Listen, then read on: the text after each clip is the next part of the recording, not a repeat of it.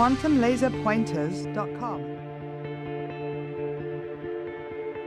Quantum Laser Pointers brings you the infamous double-slit experiment right in the palm of your hand. In 1801, English physicist Thomas Young performed this experiment to determine if light was a particle or a wave. A laser shines a coherent beam of light through a film disc containing two parallel slits. Light striking the wall behind the slits produces a classic interference pattern. This surprising result means light passes through the parallel slits not as particles, but as waves. Visit our website or subscribe to our YouTube channel now. Be among the first to see our new line of double-slit lasers, quantumlaserpointers.com.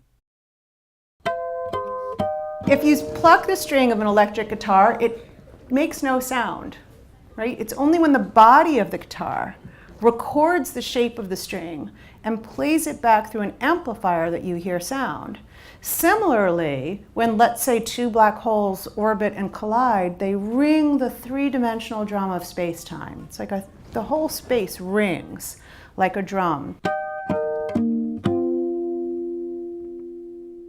I am so thrilled to introduce tonight's event with Jenna Levin discussing her new book, Black Hole Blues and Other Songs from Outer Space.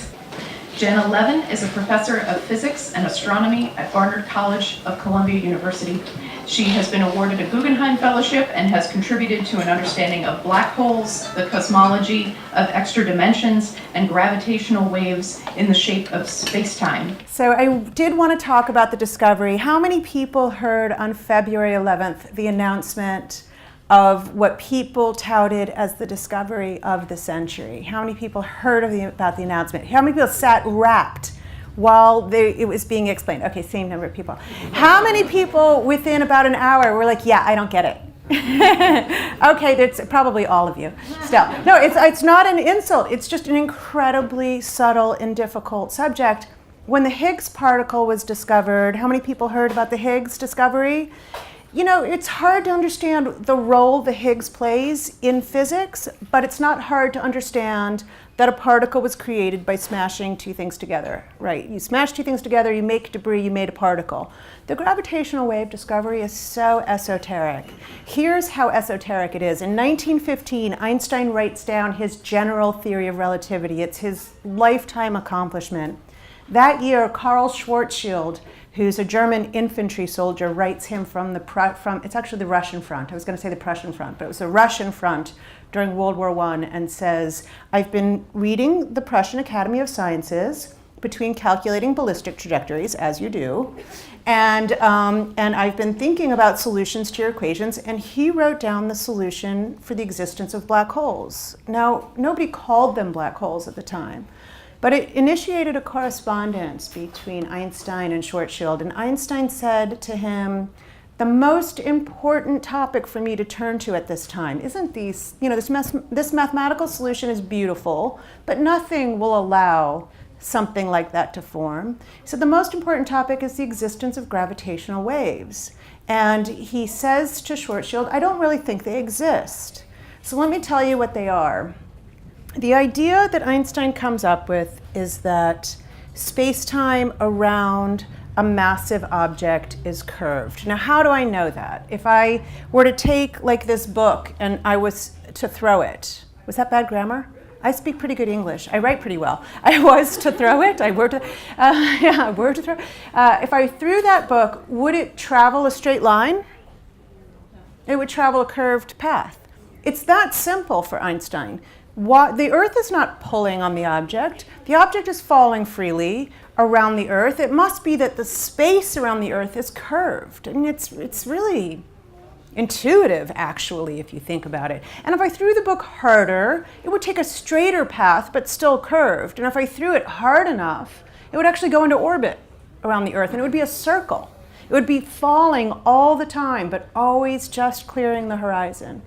And so Einstein comes up with this intuition for a curved space-time, but it takes him a long time to mathematize it. By 1915, he does. Now, here's where gravitational waves come in.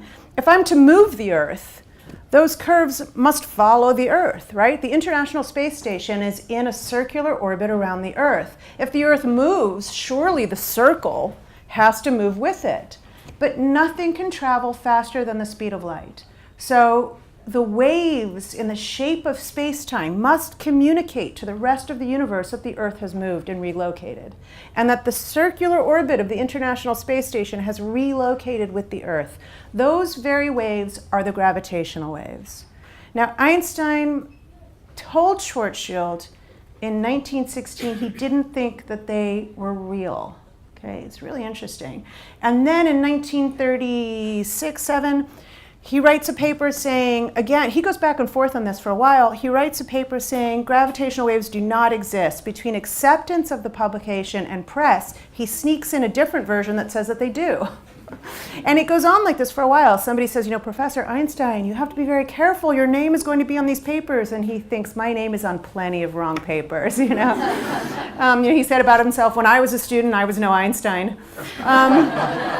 So this is going on for decades. This is such a subtle, esoteric problem. If you felt after 15 minutes of exposure to the announcement of the discovery of the century that you didn't understand it, you shouldn't feel bad, right? It took Einstein decades to feel secure in the knowledge that gravitational waves were real. By the late 60s, Ray Weiss, who's a dear friend and a beautiful person and works down the street at MIT, was a young professor at MIT. He was just hired and started a gravity research program, and they asked him to teach a class in this complex subject of general relativity. And he tells me what I knew about general relativity you could stick in this finger, you know? But he says yes. And because, you know, he has this whole gravity program. He can't say, I don't understand general relativity. And he describes that he was bumbling. He says, I was bumbling, but the students didn't walk out because the whole while he was trying to imagine, how would you measure space-time? How would I understand this in a visceral way, in a physical way? And he dreams up this experiment. Let's say the sun blew up and waves in the shape of space-time traveled 8 minutes to get to the Earth to tell us that the sun wasn't where it used to be and that our orbit needs to adjust on the curves in space-time.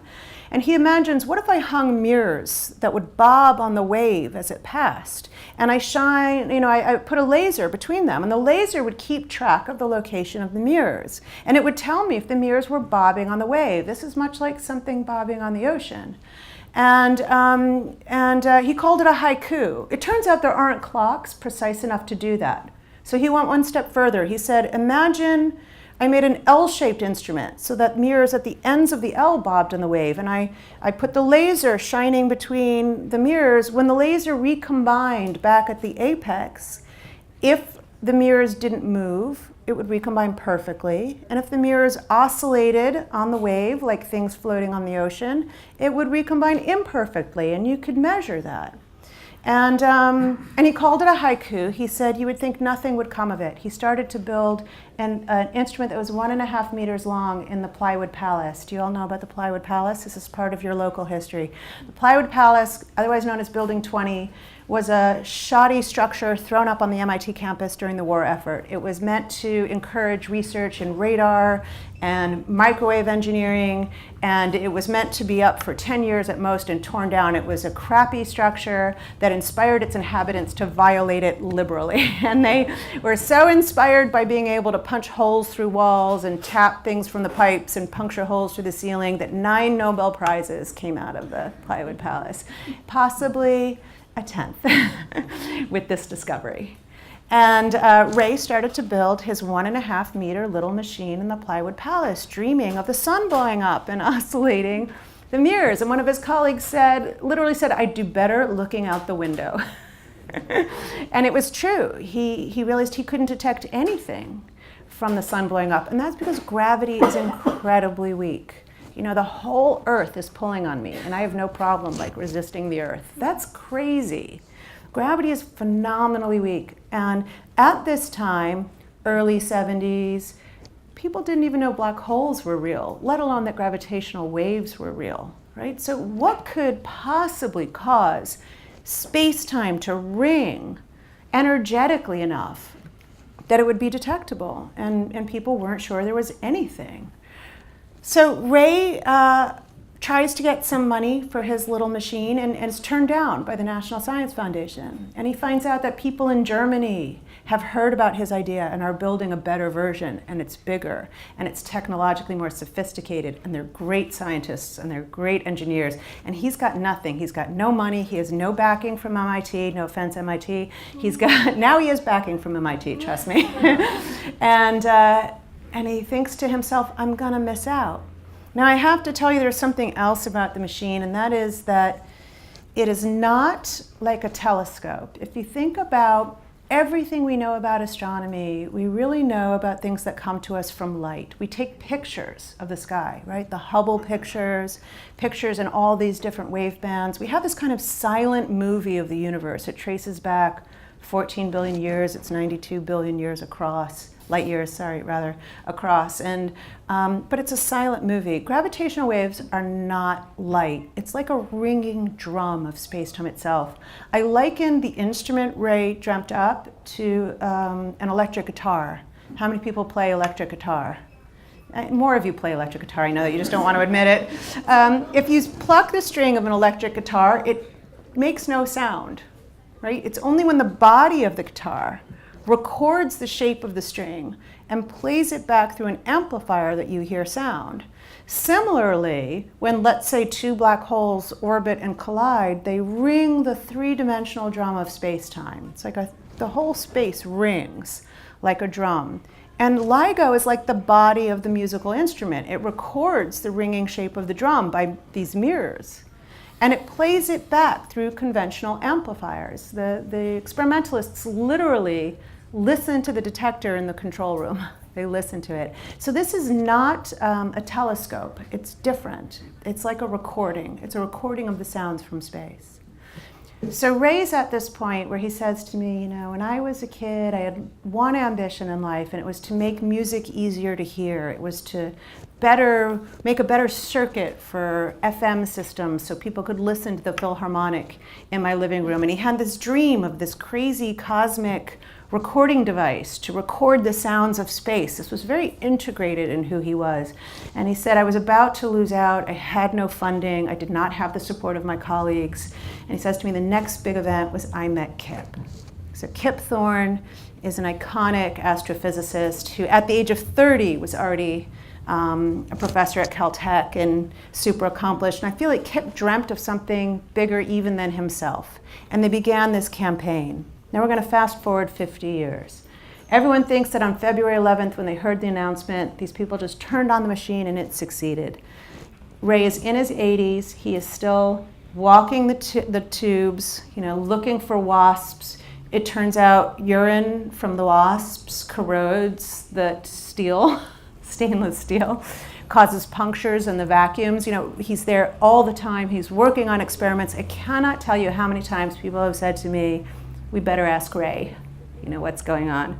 So Ray says to me in August 2015, the advanced instrument has just been completely installed. Machines are locked. They know they've reached this experimentally remarkable achievement. The instrument is not 1.5 meters, it's 4 kilometers long. Because as they said, with 1.5 meters, you'd do better looking out the window. So they made the machine 4 kilometers long. There's 2 instruments, one on a remote site in Louisiana. It's not as remote as one would like because they're logging forests out there, and that's not so good, but they've compensated for it, and to their advantage, actually. And there's another instrument in Hanford, Washington. Each one spans 4 kilometers. And it's $1 billion later. And now, instead of just Ray and Kip and another person, Ron Drever, who's a Scottish physicist who joined the team, there's a team of 1,000 people around the world who work on this committedly. And Ray says to me in August, if we don't discover black holes, this thing is a failure, which was part of the inspiration for the title, right? Black Hole Blues. I was like, oh, there's my title. People told me, it'll be 2018 before there's a discovery, 2018, 2020.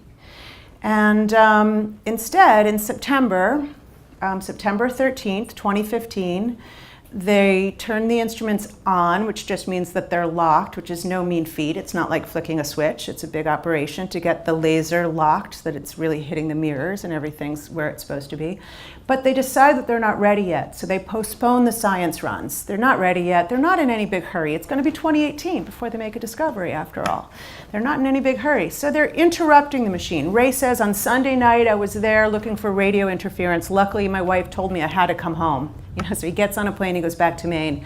Graduate students and scientists are working hard on the instrument. They're interrupting it, they're banging on it. It's constantly falling out of lock, and they're purposefully doing this. And by 4 in the morning, Louisiana time, 2 in the morning, Washington State, everybody just decides they're exhausted. They put down their tools, they go home. Within the span of an hour, the gravitational wave from the collision of 2 black holes 1.3 billion years ago was emitted at the time that multi-celled organisms were fossilizing on the Earth, came from the southern sky, hitting a nearby nebula at the time Einstein was born and sort of reveling about the notions of space-time, hitting the outer solar system in the hours that Ray was disturbing the machine and taking it offline looking for radio interference. Eventually rings at about 4:50 a.m. the machine in Louisiana and is recorded. 7 milliseconds later, skimming across the continent, it rings the machine in Hanford, Washington, and is recorded. By the time Ray wakes up, 8-something a.m. East Coast time, it's billions of kilometers away. But he looks at the logs and he thinks, what the hell is that?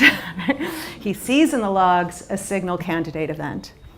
And it was the first human-procured recording of any sound from space. I liken it to a sound not just because this is a recording device, but because if you were floating nearby those 2 black holes, your ear could technically ring in response. You literally could hear it ring. I mean, I'm not swearing to this because it's not an experiment I'm willing to perform. But if you were nearby the 2 colliding black holes, it's conceivable that your eardrum would ring in response and you would literally hear it. So it's very close to a sound. So it's the first human-procured recording from the sounds of space. And it was the collision of 2 black holes 1.3 billion years ago. One of them was 29 times the mass of the sun. One of them was about 35 times the mass of the sun. When they collided, we only saw the final 1/5 of a second. I shouldn't say saw, recorded the final 1/5 of a second. It was too quiet before that final moment. So it's like mallets on a drum banging on space-time, and not until they're going near the speed of light, each one a couple hundred kilometers across, and they collide, was it loud enough that even for these remarkably sensitive instruments to record. It settled down and went quiet as a black hole about 62 times the mass of the sun. It was the single most energetic event we've ever recorded since the Big Bang. The power that came out in complete darkness in the gravitational waves exceeds the power of all the stars shining in the observable universe combined. It was absolutely not only a remarkable technological achievement, but it's the first time we've ever been able to record something utterly dark. It's the first time we've ever recorded 2 black holes colliding. And if you heard the news a couple of weeks ago, they announced another event that they heard on Boxing Day, on December 26th. So I would actually just like to have a moment of respect for the experiment. We'll give them a little applause. So, yes, so I should clarify that I'm not actually in the experiment. I'm a theoretical physicist. I did get my degree from MIT, but I was working on more particle physics sort of things, and I'm not in the experiment. I'm not an experimentalist. I've been known to ruin boiling water more than once, and I'm rarely allowed into a lab. I was very grateful they let me anywhere near the instrument at all. So what happened in my path to writing this book was very much kind of a moment of admiration for the physicality of the experiment. My work is very pen on paper and it's very mathematical, and I truly believe in what we're doing, but it seemed like something else entirely to build something, right? It's a whole other level of commitment and a whole other level of sort of intensity of belief in the idea. And I just became very enamored of the experimentalists and their accomplishment. And so the book really tracks. It's like a climbing Mount Everest story. When I wrote the book, we didn't know if they would succeed. And I do have an epilogue about the actual detection.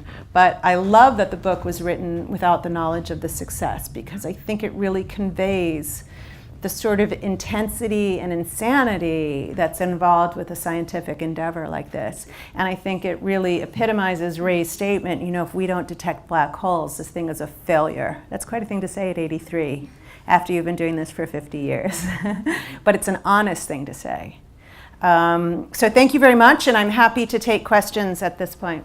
The universe is 14 billion years old, but how do we know that it translates to 92 billion light years across? That's because the universe is expanding at a particular rate over the history of the universe that we can track. So we know it was expanding at a certain rate in the early history, and that the expansion of the universe has accelerated, has picked up pace over the past little while. Like right now, we know that the universe is actually getting faster and faster in its expansion, and that's the confirmation of the existence of dark matter. So we have to calculate it. It's not a simple equation. It's not like it is in flat space. I simply say, if it's been 10 billion years, light has traveled 10 billion light years.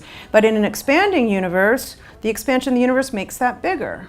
So even though the universe is only 14 billion years old, it's bigger than 14 billion light years in each direction, which would be 28. It's actually 92 if you do the formal calculation. I mean, 92 might not be exactly right. I mean, the numbers change as we understand dark energy better. Would it be more fair to say that the observable universe has a diameter of 92 billion years? Absolutely. It would be more accurate to say the observable universe has a diameter of 92 billion light years, because if you read my first book, How the Universe Got Its Spots, it's on the question of whether or not the universe is infinite or finite. All we know is the light travel time and the light travel distance. Right. We don't know if the universe extends beyond that infinitely. And in fact, even in the observable universe, we're not 100% sure the light hasn't made more than one trip around. Right. So if you imagine you're here in Cambridge and you were to walk in a straight line and just never turn left or right and never slow down, you would eventually come back exactly where you're standing. It's possible that the universe itself is finite and connected in a funny way so that the light has traveled more than once around. But it's very unlikely. If we look at the universe, we cannot see any evidence on the large scale when we look for it, and we take it seriously, we can't see any evidence that the light has wrapped around more than once. But we do take seriously the idea that there are extra dimensions beyond north, south, east, west, up, and down, and that those dimensions are curled up very small.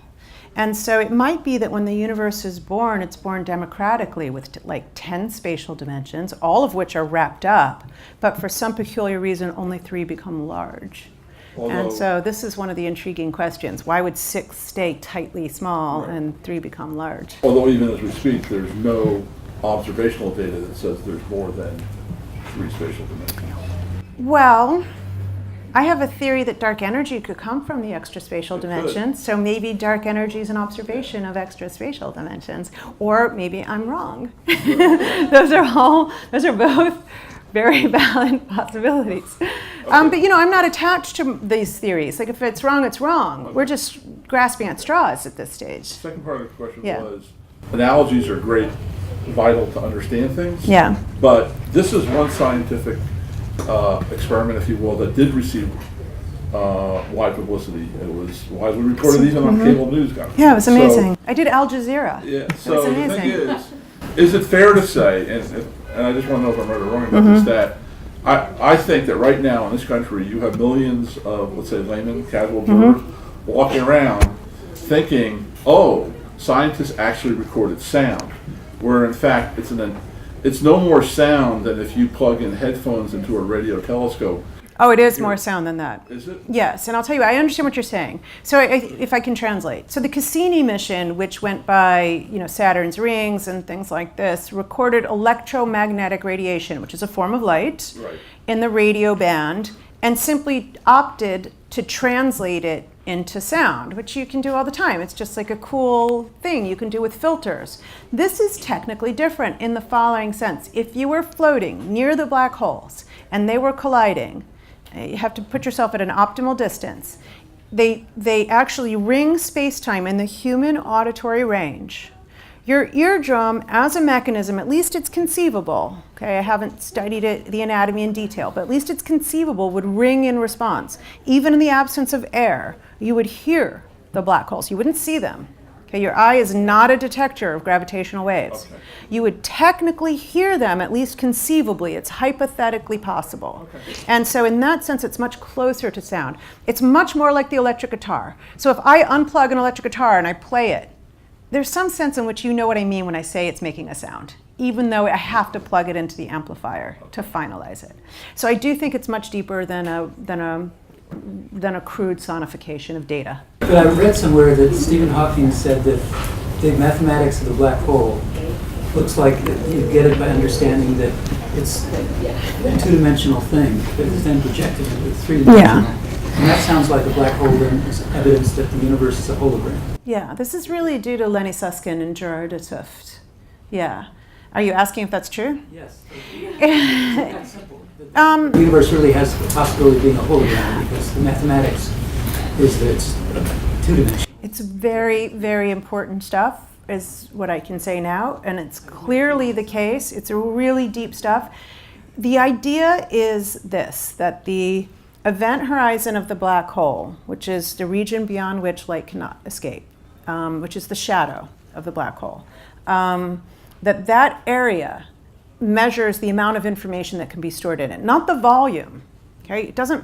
The amount of information you can store, and this is due to technical reasons, goes like the area, not the volume. So the argument is if you can encode everything on the area, that's a lot like what a hologram does. A hologram takes the information and puts it on a surface, but it looks very three-dimensional. Now in our reality, we think, but there's more information in 3 dimensions that you just don't capture in the hologram. You know, I've got an inside, I've got a heart and guts and this kind of stuff. But in black hole theory, you can prove you cannot have more information in the volume than you can encode in the area, which makes it sound very much like a real hologram, as though nature forbids more information than can be encoded in the hologram. And that's due to, again, Gerard de Tooft, who's a Nobel Prize-winning physicist, and Lenny Susskind, who's an absolutely incredibly fascinating visionary guy.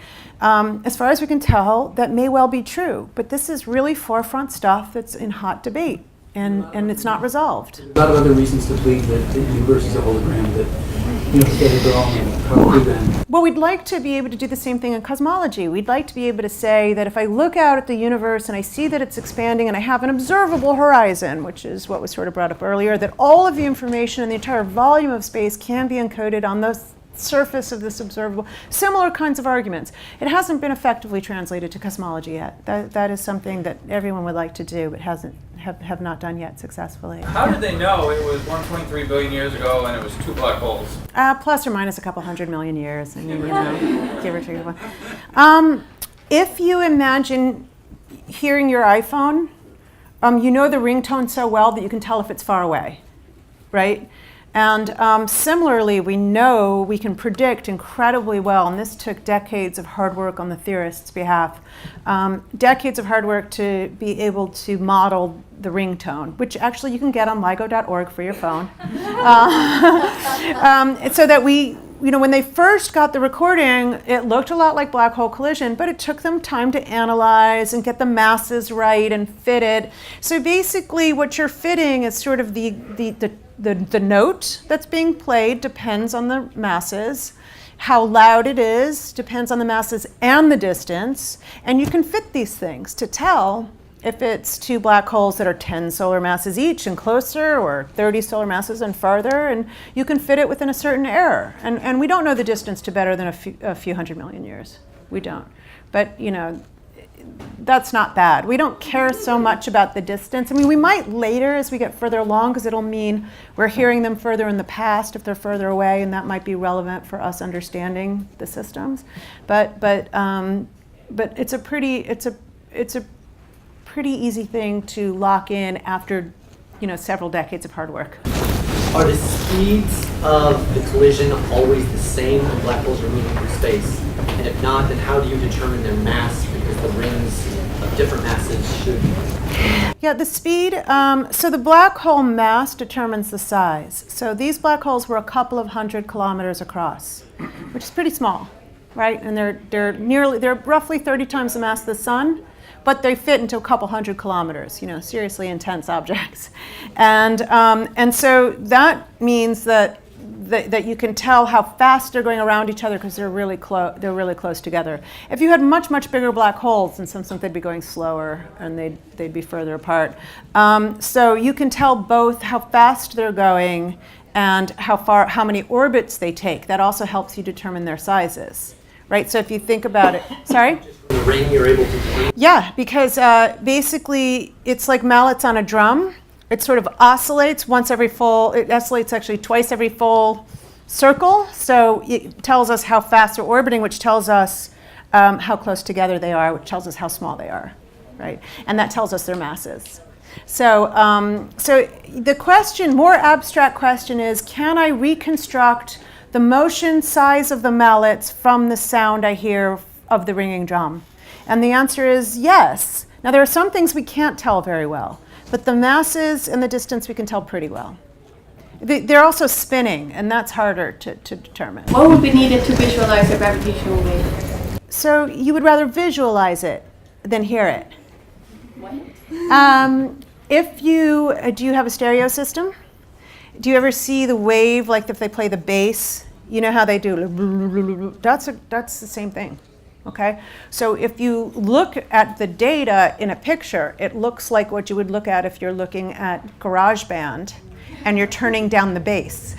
It's exactly what it looks like. It's like a wave, and if it's loud, it's got high amplitude, and if it's high frequency, high notes, it's oscillating faster, and if it's low notes, it's oscillating slower, and that's exactly what it looks like. When they first told me about the detection, they showed me a picture. They didn't play me the sound, right? And they showed me a picture, which is exactly what you would look at in GarageBand if you were looking at the bass. And what was amazing was not only did you see the black holes collide, which was meaning they got louder and higher frequency, higher notes. That's why it's a chirp. It goes whoop, and it scoops up because they're getting faster and closer together. It's that increases the frequency, just like two mallets on a drum. And then you see them ring down to one black hole, which is stunning. You see them collide, and it makes this blobby thing, which then sheds away its imperfections and becomes a flawless black hole. Black holes are not like anything else in the universe. They're more like fundamental particles. And the black hole that settles down after the collision is perfectly flawless, and it goes quiet. And you can actually see all of this in the waveform. It's pretty crazy. What do you think of Tegmark's mathematical universe hypothesis? Sorry, Tegmark's? Max Tegmark's? Is Max here? Max is a friend of mine. I think when Max says something like, so Max Tegmark is a professor from MIT and a colleague and a friend, and he says things like, objects are mathematical. What do I mean by the electron? I mean a list of its mathematical properties. That's what I mean by the electron. I would agree with that. Absolutely. I don't know what else I would mean, right? So the electron is also a fundamental particle. It has a specific mass, a specific spin, a specific charge. There are no two electrons that are even slightly different. They're absolutely identical. This is also true about black holes. You cannot say that about anything else in the universe. You can't say that about a star. You can't say that about a book. You can't say that about two copies of my book, that they are identical, right? But two black holes with the same mass, charge, and spin are absolutely indistinguishable. It doesn't matter if you made them out of copies of the Encyclopedia Britannica, or if you made them out of rhinoceri. Is that the right plural? I don't know why that came out. Who knows? Who knows how the mind works? You absolutely could not tell the difference, or antimatter for that. So, so in that sense, they're closer to electrons than they are to stars. Speak a little bit to what comes next now that with LIGO. Yeah. So, amazingly, not only did LIGO detect a gravitational wave before 2018, it detected black holes, which everyone told me would be last. So what's next for LIGO is to do old-fashioned astronomy like we do with any other telescope. So we're starting to understand the black holes were bigger than we expected, and we're going to try to figure out why that is. There are more of them than we expected. Of the three notable events in the first science run, they all appear, as far as we can tell, to be black hole collisions. We've heard nothing else. So not only are they the first, they seem to be all that we're detecting. Now that might just be that LIGO's working better in low notes. And as the experiment experiment improves in the higher notes, we'll start to hear neutron stars collide, which are dead stars that didn't quite become black holes. We might hear neutron stars with little mountains on them, making monotones as they sort of paddle space-time. We might hear stars explode. We might hear something we've never imagined before. So if you were to ask me what would I would hope that we're going to detect something that we have no idea what it is. And that's every scientist's real naughty little hope, right? Like when they discovered the Higgs, people were like, yay, we did it. And they were like, oh, is that it? So it's sort of the same thing with LIGO. We really want to, when Galileo pointed a telescope at Saturn, he did not foresee quasars and galaxies colliding. And so that's what we hope. It'll open up the universe for us. Less than 5% of what we know about the universe is luminous. Okay, the rest of it's dark. So the aspiration is that maybe we're going to record this soundtrack to this silent movie that we've mapped.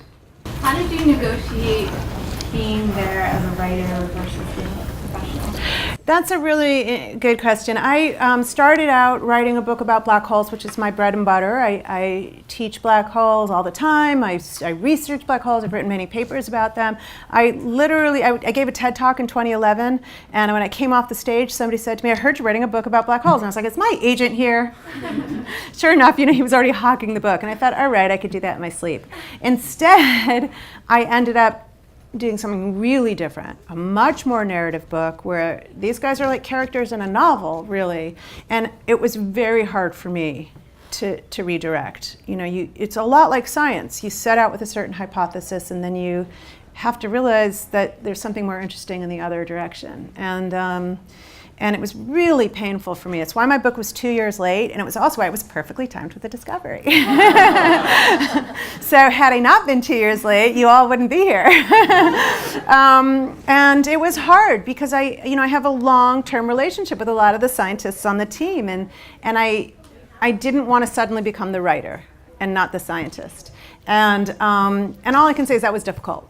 But the LIGO team has been very good to me and very generous and spent time taking me around the sites and it's a long-term relationship to cultivate. I mean, I've cultivated that relationship for a very, very long time and I'm just relieved nobody stabbed me in the eye. I think that's a perfect note to end on. Thank you. Okay.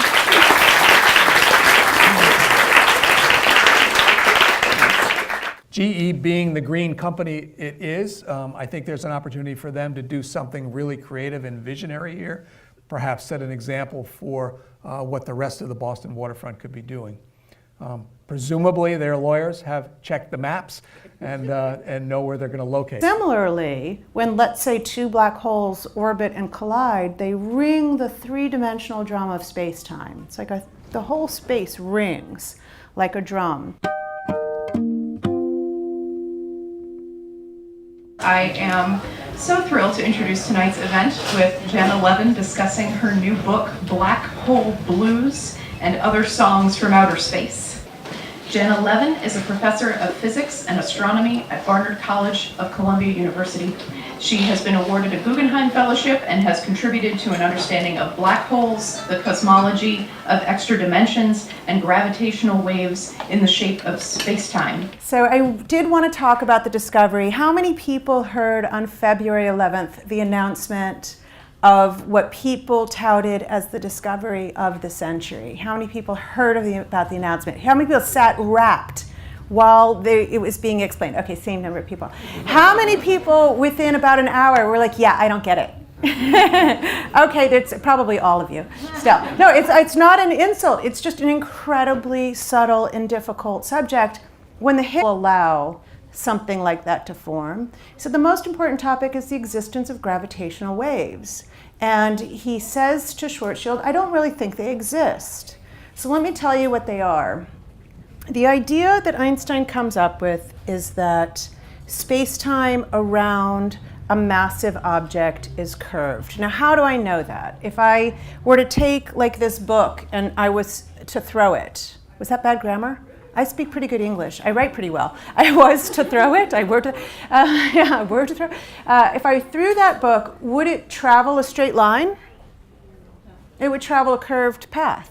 It's that simple for Einstein.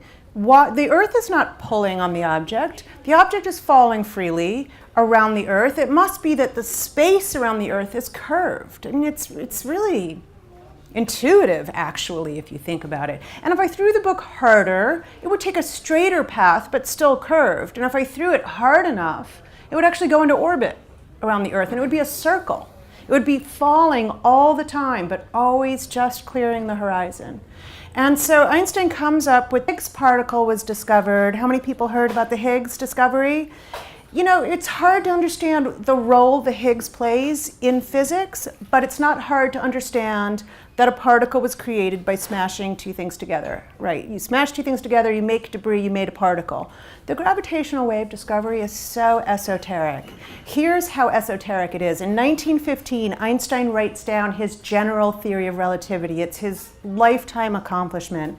That year, Karl Schwarzschild, who's a German infantry soldier, writes him from it's actually the Russian front. I was going to say the Prussian front, but it was the Russian front during World War I, and says, I've been reading the Prussian Academy of Sciences between calculating ballistic trajectories, as you do, and I've been thinking about solutions to your equations, and he wrote down the solution for the existence of black holes. Now, nobody called them black holes at the time, but it initiated a correspondence between Einstein and Schwarzschild, and Einstein said to him, the most important topic for me to turn to at this time isn't these, you know, this mathematical solution is beautiful, but nothing will.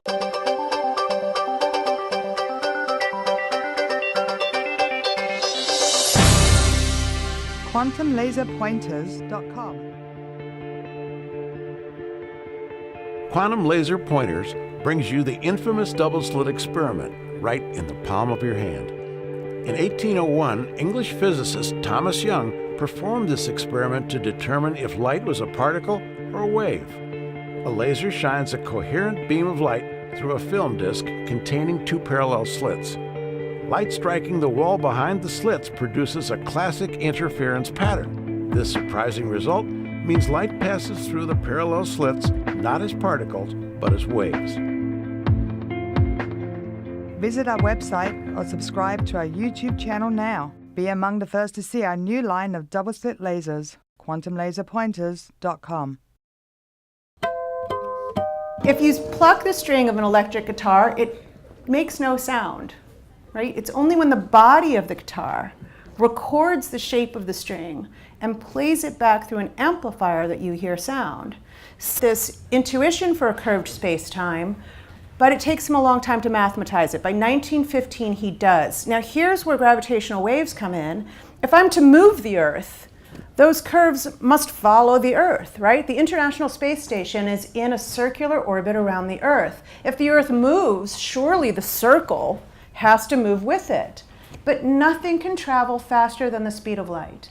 So the waves in the shape of space-time must communicate to the rest of the universe that the Earth has moved and relocated, and that the circular orbit of the International Space Station has relocated with the Earth. Those very waves are the gravitational waves. Now, Einstein told Schwarzschild in 1916 he didn't think that they were real. Okay, it's really interesting. And then in 1936-7, he writes a paper saying, again, he goes back and forth on this for a while. He writes a paper saying gravitational waves do not exist. Between acceptance of the publication and press, he sneaks in a different version that says that they do. And it goes on like this for a while. Somebody says, you know, Professor Einstein, you have to be very careful. You're